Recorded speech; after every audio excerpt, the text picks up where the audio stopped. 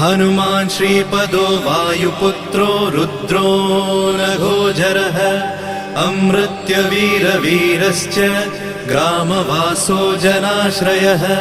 धनदो निर्गुणः शूरो वीरो निधिपतिर्मुनिः पिङ्गाक्षो वरदो वाग्मी सीताशोकविनाशकः शिवः शर्वत्परो व्यक्तो व्यक्तो धराधरः पिङ्गकेशः पिङ्गरोमा श्रुतिगम्यः सनातनः अनादिर्भगवान् देवो विश्वहेतुर्जनाश्रयः आरोग्यकर्ता विश्वेशो विश्वनाथो हरीश्वरः भर्गो रामो रामभक्तः कल्याणप्रकृतिस्थिरः विश्वम्भरो विश्वमूर्तिर्विश्वरूपो